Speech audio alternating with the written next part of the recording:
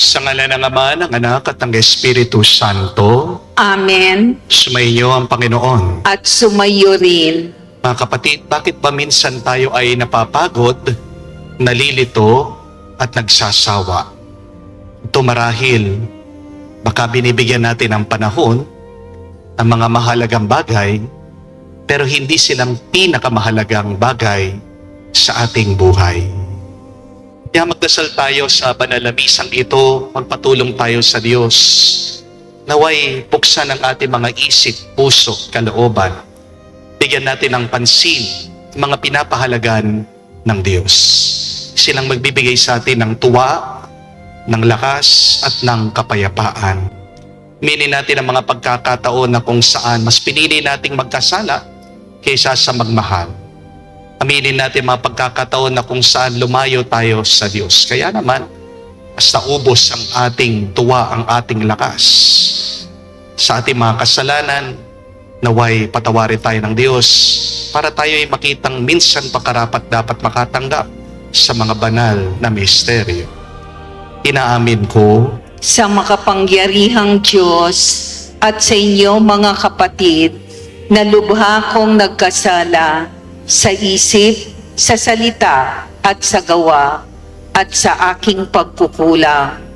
Kaya isinasamo ko sa mahal na Birheng Maria, sa lahat ng mga anghel at mga banal, at sa inyo mga kapatid, na ako'y ipanalangin sa Panginoong ating Diyos. Pawaan tayo na makapangyarihang Diyos. Patawarin tayo sa ating mga kasalanan at patnubayan tayo sa buhay na walang hanggan. Amen. Panginoon, kaawaan mo kami. Panginoon, kaawaan mo kami. Kristo, kaawaan mo kami. Kristo, kaawaan mo kami. Panginoon, kaawaan mo kami. Panginoon, kaawaan mo kami. Manalangin tayo. Ama namin makapangyarihan, ginawa mo kaming magkaisa ng kalooban. Pagkaloob mo, ang iyong mga utos ay aming mahalin. Ang iyong mga pangako ay hangarin naming tanggapin upang sa namang pagbabago sa paligid namin, manatiling matatag ang aming loobin. Sa tunay na kasiyahang matatagpuan sa iyong piling, sa pamagitan ni Jesucristo kasama ng Espiritu Santo, magpa sa walang hanggan. Amen. Pagbasa mula sa ikalawang sulat ni Apostol San Pablo sa mga taga-Tesalonika. Tungkol naman sa pagparito ng ating Panginoong Hesukristo at sa pagtitipon niya sa atin, ipinamamanhik namin sa inyo, mga kapatid, na huwag kayong magugulat agad o mababahala sa balitang dumating na ang araw ng Panginoon. Huwag kayong maniniwala kahit sabihin nilang ito'y hula o pahayag o kaya'y sulat na galing sa amin o sa anumang paraan. Huwag kayong padadaya kanino man. Tinawag kayo ng Diyos sa pamamagitan ng mabuting balitang ipinahayag namin sa inyo upang makasama sa kaluwalhatian ng ating Panginoong Hesukristo. Kaya nga mga kapatid, manatili kayong matatag sa mga katotohanang itinuro namin sa inyo, maging sa salita o sa sulat. Aliwin nawa kayo ng ating Panginoong Hesukristo at ng ating Diyos at Ama na umibig sa atin at sa kanyang habag ay nagbigay sa atin ng walang pagbabagong lakas ng loob at matibay na pag-asa. Bigyan nawa kayo ng matatag na kalooban upang inyong maipahayag at maisagawa ang lahat ng mabuti. Ang salita ng Diyos. Salamat sa Diyos. Panginooy paririto upang hatulan niya tayo. Panginooy paririto upang hatulan niya tayo. Panginooy siyang hari, sa daigdig ay sabihin, sanlibutan matatag na, kahit ito ay ugain. Sa paghatol sa nilikha, lahat ay pantay sa paningin. Panginooy paririto upang hatulan niya tayo. Lupa't langit ay magsaya, umugong ang kalaliman. Lahat kayo na nilikhang nasa tubig ay magdiwang. Ang bukirin at ang lahat ng naroon ay sumisigaw. Panginooy paririto upang atulan niya tayo. Pati mga punong kahoy sa galak ay mag-awitan. Ang puon ay pupurihin pagkat siya ay daratal. Paririto sa daigdig upang lahat ay hatulan. Tapat siya kung humatol at lahat ay pantay-pantay. Panginooy paririto upang hatulan niya tayo. Buhay ang salita ng Diyos, ganap nitong natatalos, tanang ating niloloob. Aleluya, aleluya. Sumainyo ang Panginoon. At sumayo rin, Ang mabuting balita ng Panginoon ayon kay San Mateo. papuri sa iyo, Panginoon. Nung panong yun, sinabi ni Jesus, sa aba ninyo, mga iskriba at mga pariseo, mga mapag-imbabaw, binibigay nyo ang ikapu ng gulaing walang halaga, ngunit kinaliligtaan ninyo isagawa ang lalong mahalagang aral sa kautusan, ang katarungan, ang pagkahabag, at ang katapatan. Tamang gawin ninyo ang mga ito, ngunit huwag naman ninyong kaliligtaan gawin ang iba. Mga bulag na taga-akay, sinasala ninyo ang niknik sa inyong inumin, ngunit nilulunok ninyo ang kamelyo. Sa aba ninyo mga iskrib at mga pariseo, mga mapag-imbabaw, dinilinis ninyo ang labas ng tasa at ng pinggan, ngunit ang loob nito'y puno ng mga nahuthot ninyo dahil sa kasakiman at pagsasamantala. Bulag na pariseo, linisin muna ninyo ang nasa loob ng tasa at ng pinggan at magiging malinis din ang labas nito. Mga kapatid, ang mabuting balita ng ating Panginoon. Pinupuri ka namin, Panginoong Hesu Kristo. Magandang araw po muli sa inyong lahat. Maaring ang iba po sa inyo, alam nila na bumisita ako sa Australia last week para dumalo po sa ordination ng isa sa mga kaibigan ko. At nagpapasalamat po ako sa Diyos dahil habang naroroon po ako, marami po akong nakilalang mga kababayan nating Pilipino na sumusubaybay din po araw-araw sa ating mga online masses. Pero higit po sa lahat, tuwang-tuwa po ako na malaman ko na kahit nasan po mga Pilipino, dala-dala pa rin nila ang kanilang pananampalataya. Malayo man po sila sa Pilipinas, palagi sila naghahanap ng simbahan. Pagod man sila sa trabaho, palagi pa rin silang nagsisimba, nagdarasal. Minsan kahit na night shift, kahit na dalawa ang kanilang trabaho, pero naghahanap pa rin sila ng panahon para sa Diyos. Kaya nga masasabi po natin that where the Filipinos go, faith goes with them. Pero meron po akong isang karanasan doon sa Australia na hindi ko makakalimutan. Pagkatapos po ng banal na misa at ordinasyon doon po sa katedral, nagkaroon po ng kainan sa parish hall nila. Ang tawag po sa kainan doon sa Australia ay refreshments. Pero pagdating ko po doon sa parish hall, nagulat po ako kasi meron pong mesa, meron pagkain, meron pong drinks, pero wala pong upuan. Nakatayo po lahat ng mga tao habang sila'y kumakain. At na-culture shock po ako. Kasi sa Pilipinas, kapag sinabi mong kainan, automatic, merong upuan. Hindi po ba? At kung piyesta yan, hindi lang upuan ang hahanapin mo. Titignan mo pa kung saan malapit yung lechon, doon ka uupo. Hindi po ba? Kaya, tinanong ko po dito sa aking kamag-anak na matagal nang nakatira sa Australia, bakit po walang upuan? At sabi po niya, Father, normal po yan dito. Wala pong upuan para malaya kang makalakad, makapag-mingle, makausap mo yung ibang tao, at makakilala ka ng bago. Sabi ko, ganun pala. O nga naman, dahil kapag nakaupo ka, fix ka lang sa isang lugar. At fix ka rin, nakatuon ka, dun lang sa iyong pagkain. Pero kapag nakatayo ka nga, mapipilitan kang gumalaw, lumapit, makipagkamay, makipagkwentuhan sa ibang tao. At doon ko po naisip, maybe the food is important, but the fellowship is more important. Mahalaga po ang pagkain, pero mas mahalaga ang taong kasama mo habang ikaw ay kumakain. Di po ba? Mahalaga po ang handa, pero mas mahalaga yung pakikipagtagpo. And that experience reminded me of a very important truth that not everything that is important is equally important.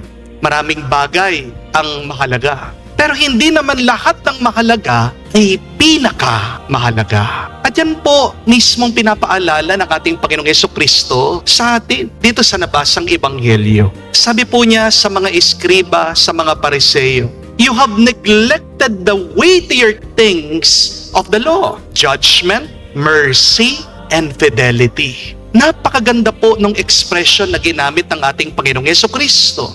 Ang sabi niya, the weightier things. Ibig sabihin, merong mga bagay na mas mabigat na halaga. Meron pong hierarchy of values. May importante at meron ding pinaka-importante.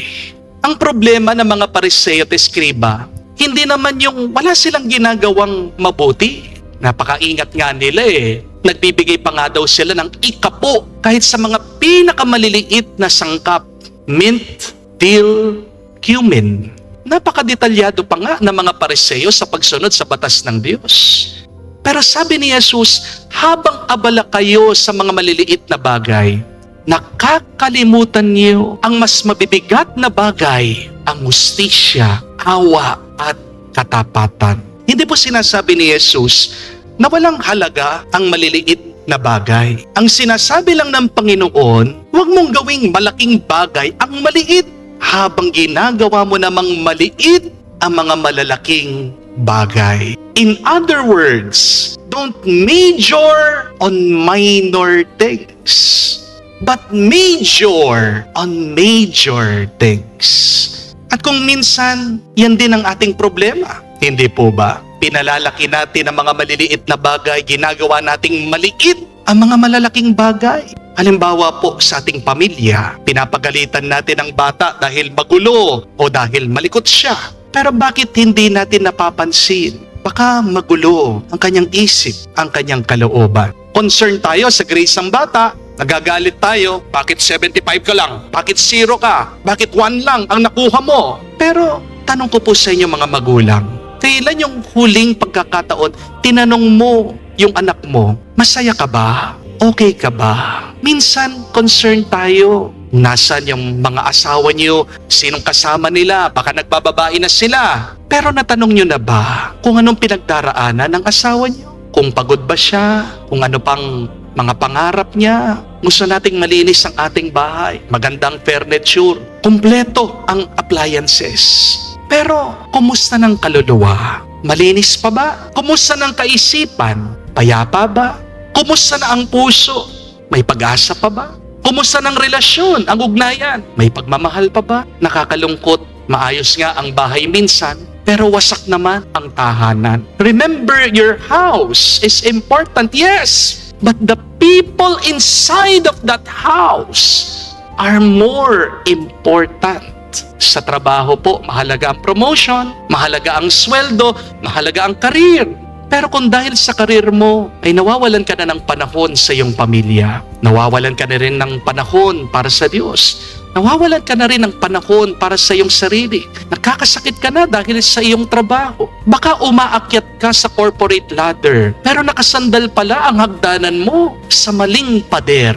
What is the use of reaching the top if you lose the people you were climbing for? Sa simbahan, mahalaga po ang liturgy, mahalaga po ang pronunciation habang nagbabasa dito sa harap. Mahalaga po yung mga spelling natin dyan sa ating mga responses. Dapat lang ibigay natin yung the best, pinakamaganda sa Diyos. Pero mag-ingat tayo, mga kapatid. Baka napakaganda nga ng dekorasyon, ng bulaklak sa altar. Hindi naman ganon kaganda ang pag-ugali natin sa ating mga kapwa. Maka ang ganda-ganda ng ating pagkabasa sa mga readings. Pero ang sama-sama mo namang mangusap, magsalita sa ibang tao. Baka alam natin kung kailan tayo dapat luluhod, tatayo, kakanta.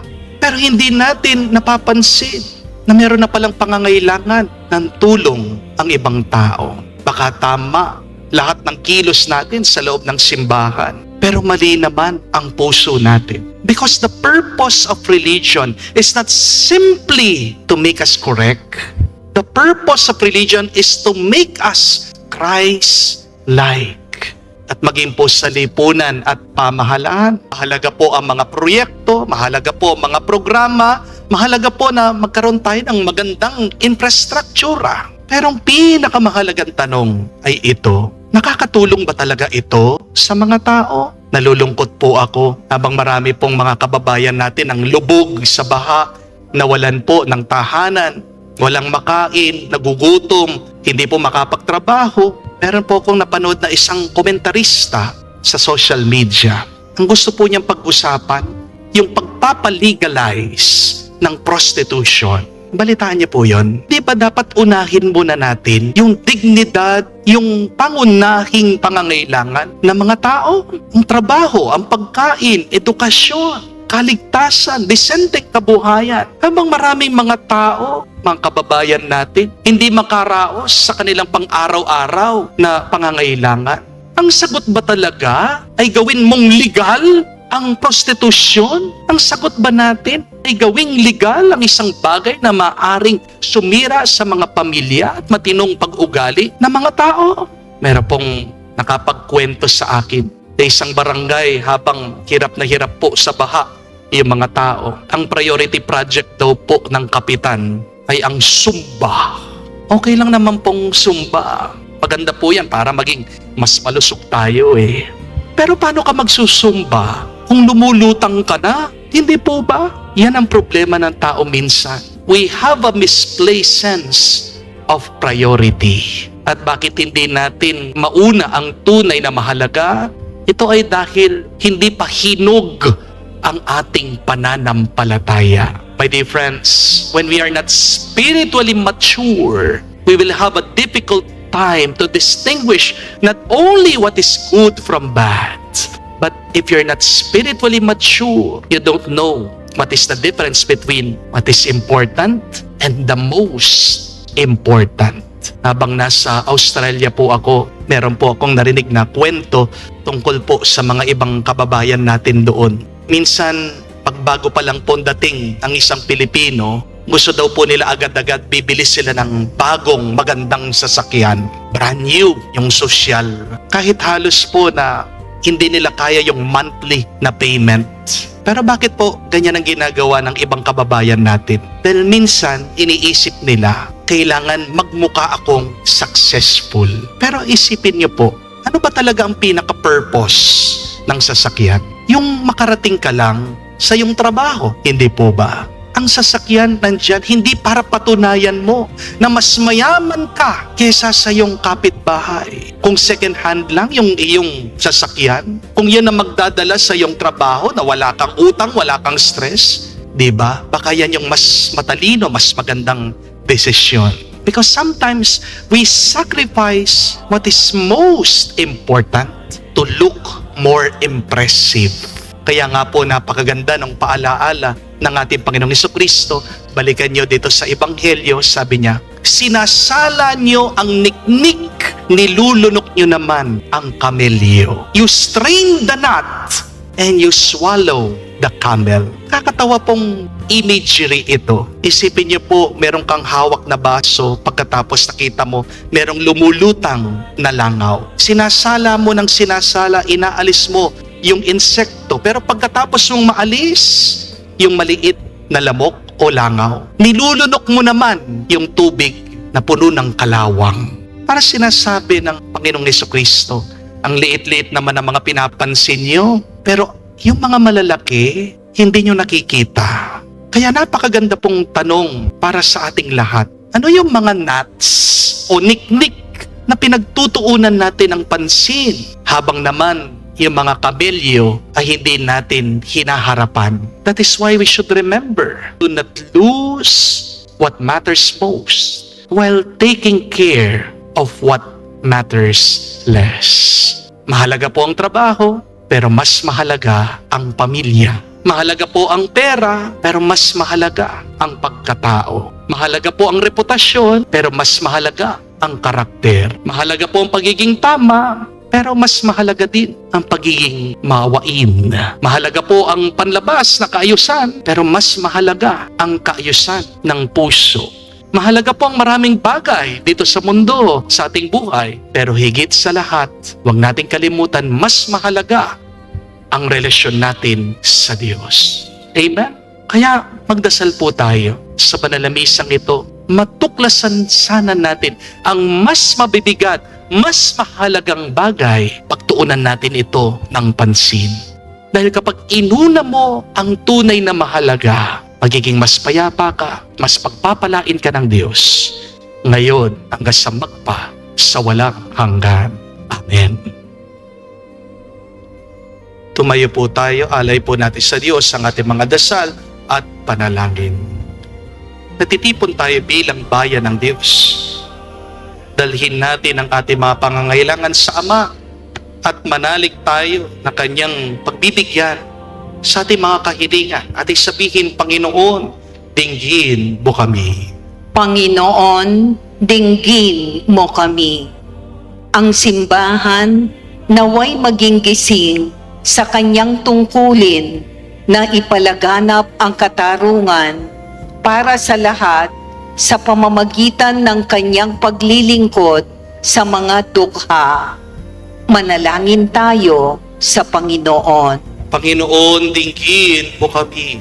Ang mga opisyal ng gobyerno naway maging tapat sa kanilang pagbibigay ng serbisyo at pagsasakatuparan ng mga programa para sa mga mahihirap at napapabayaan. Manalangin tayo sa Panginoon. Panginoon, dinggin mo kami. Ang mga empleyado at mga manggagawa naway maging magalang at magpakatotoo sa isa't isa. Manalangin tayo sa Panginoon. Panginoon, dinggin mo kami. Sa katahimikan po ng ating puso, sabihin natin sa Diyos ang ating mga personal na pangangailangan. Ama naming nasa langit, palalimin mo ang aming pananampalataya upang umunlad kami sa iyong pag-ibig at lagi kaming maglingkod sa iyo na may kagandang loob at katapatan sa aming puso. Nihiling namin ito sa pamagitan ni Kristo, aming Panginoon. Amen. Panalangin kayo mga kapatid, parang ating mga paghahain ay kalugdan ng Diyos, amang makapangyarihan. Tanggapin nawa ng Panginoon itong paghahain sa iyong mga kamay, sa kapurihan niya at karangalan, sa ating kapakinabangan at sa buong sambayanan niyang banal. Ama naming lumikha, pinagkamit mo kami ng iyong pagkukup, pakundangan sa isang pangpalagi ang paghahandog, kaya't sa iyong sambayanan ay iyong pinagkaloob ang pagkakaisa ng kapayapaang nagbubuklod, bunga ng aming alay na iyong kinalulugod sa pamagitan ni Jesucristo kasama ng Espiritu Santo, magpa sa walang hanggan. Amen. Sumayo ang Panginoon. At sumayo rin. Itaas sa Diyos sa inyong mga puso at diwa. Itinaas na namin sa Panginoon. Pasalamatan natin ang Panginoong ating Diyos. Marapat na siya ay pasalamatan. Ama naming makapangyarihan, tunay nga marapat ikaw ang aming pasalamatan sa pamagitan ni Jesucristo na aming Panginoon. Siyang naging kapwa naming maasahan upang may mangunang umako sa pananagutan. Dahil sangad mong magbago ang kinamihas ng pagkakanya-kanya ng sangkatauhan, bunga ng pagtitiis, siya ay nanaig at ang kamatayan ay kanyang nalupig. Kaya't siya ang aming daan para aming masapit ang iyong tapat at maasahang pag-ibig. Kaya kaisa na mga anghel nagsisiawit ng papuri sa iyo nang walang humpay sa kalangitan. Kami nagbubunyi sa iyong kadakilaan.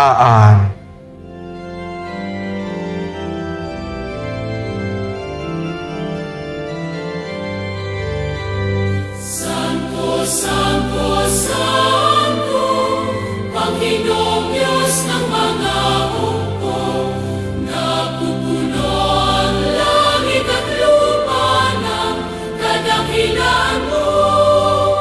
Hosana, Hosana, sa kainasan, pinagpalang na paririto sa ngalan ng Panginoon. Hosana, Hosana, sa kainasan. Hosana, Hosana, sa kainasan.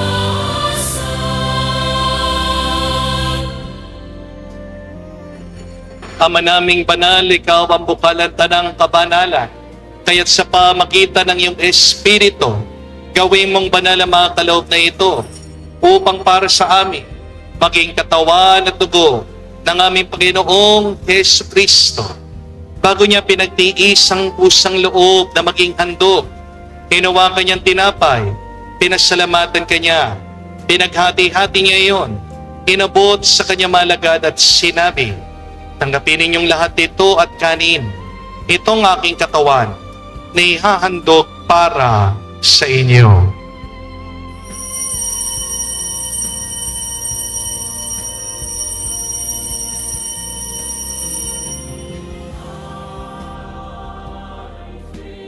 Gayon din naman na matapos ang hapunan, hinawakan niyang kalis. Muli kanyang pinasalamatan. Nabot niyang kalis sa kanyang malagad at sinabi, tanggapin ninyong lahat ito at inumin.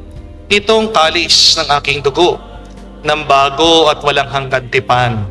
Ang aking dugo na ibubuhos para sa inyo at para sa lahat, sa ipagpapatawad ng mga kasalanan.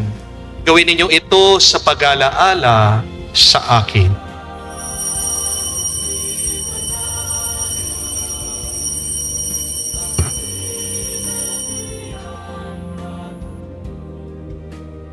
Ang misteryo ng pananampalataya.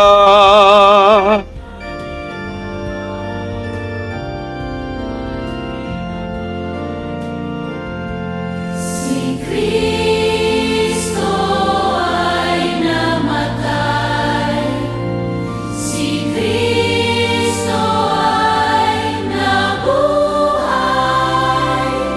si Kristo ay babalik sa wakas, sa wakas, sa wakas ng panahon.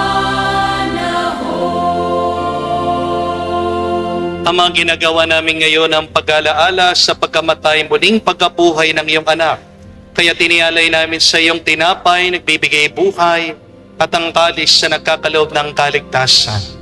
Kami nagpapasalamat dahil kami yung minarapat na tumayo sa harap mo para maglingkod sa iyo.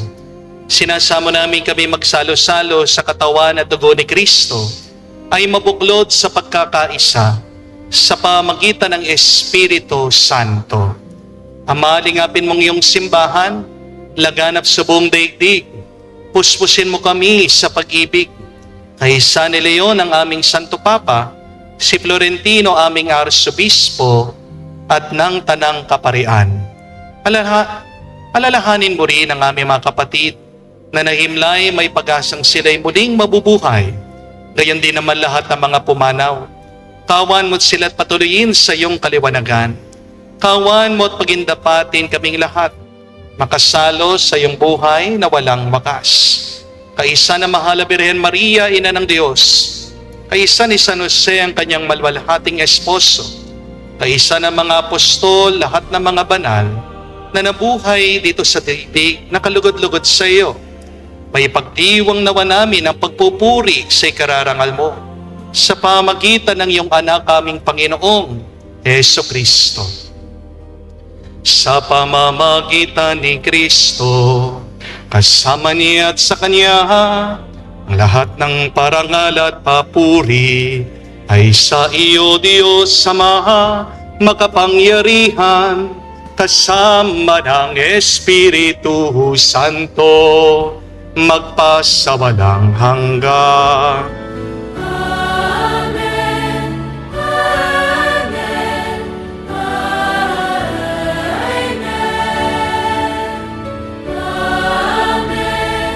Amen. Sa nakagaling na utos sa tunay ni Jesus sa Panginoon natin na Diyos, ipahayag natin ang lakas, loob.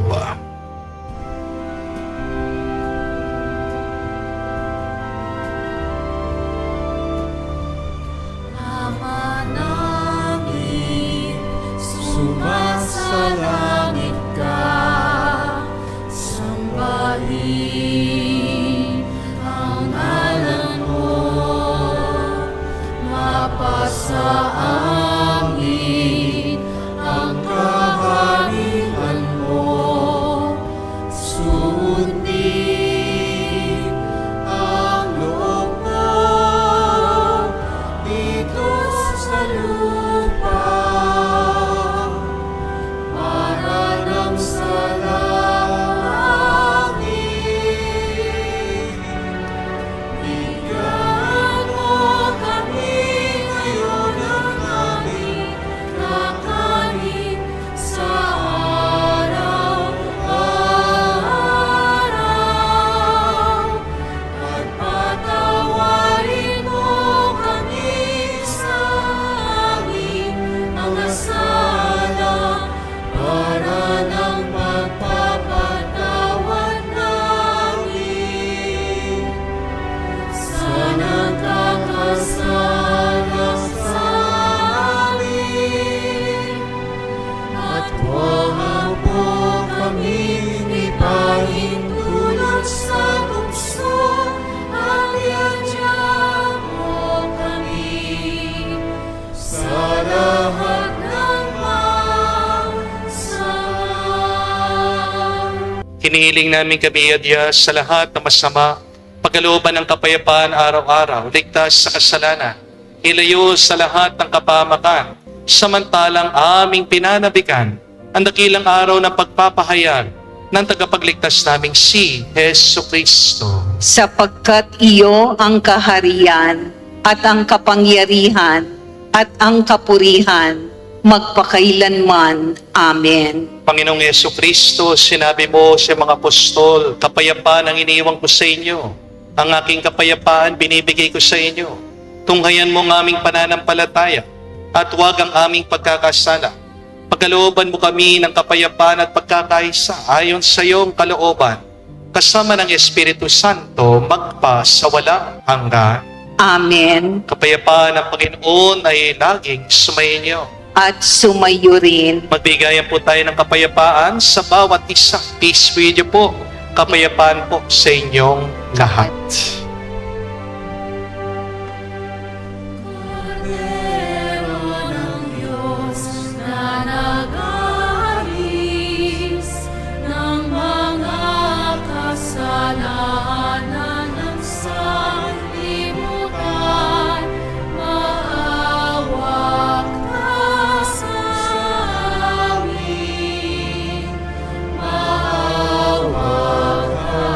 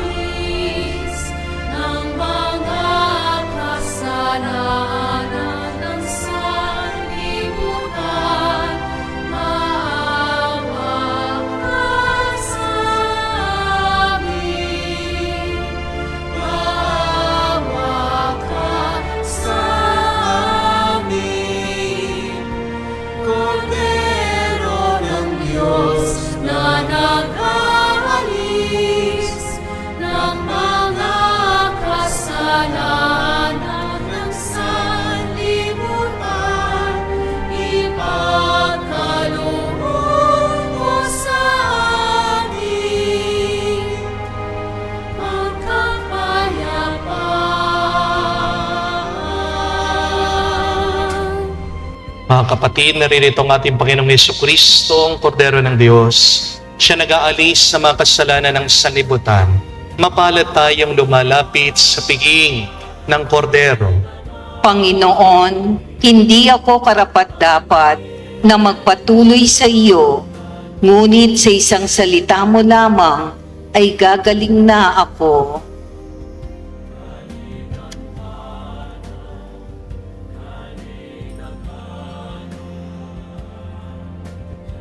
Manalangin tayo. Ama namin mapagmahal, lubusin mo sa amin ang kagalingang bigay ng iyong pag-ibig na ngayon pinagdiriwang. At kami naway magkaroon ng ganap na kaunlaran upang sa lahat ng aming pinagkakabalahan, ikaw ay aming mabigyang kasiyahan. Sa pamamagitan ni Jesucristo kasama ng Espiritu Santo, magpa sa walang hanggan. Amen. Mga kapatid, tandaan niyo po that not everything that is important is equally important. Yung inaakala mong mahalaga, baka hindi naman yan ang pinaka mahalaga.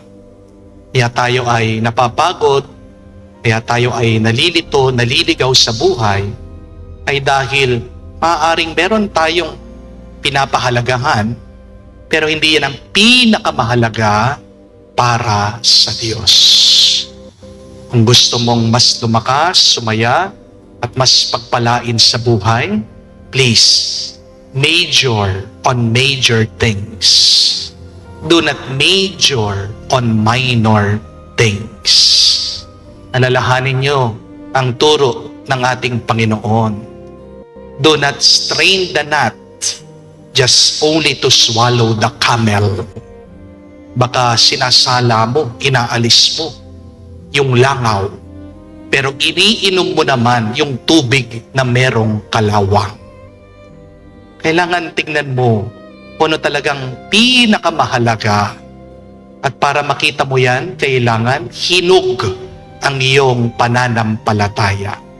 It is only through a mature faith that you can distinguish not only good from bad, but when you have a mature faith, you can see what is most important to what is less important. Bigyan mo ng oras at pansin ang tunay na mahalaga, ang mga mahalaga para sa Diyos. Yan ang pagmamahal, katarungan at awa. Kapag nakita ng Diyos, pinapahalagan mo yung mahalaga para sa Kanya, dadagdagan pa niya ang buhay mo, ang lakas mo, para pagpatuloy mo ang iyong misyon dito sa mundo. Sumainyo ang Panginoon. At sumayo rin. At kayo basbasa ng Diyos, makapangyarihan sa lahat, sa ngalan ng Ama, ng Anak, ng Espiritu Santo. Amen. Ang ating misa ay natapos na. Humayo kayo sa kapayapaan ni Kristo. Salamat sa Diyos.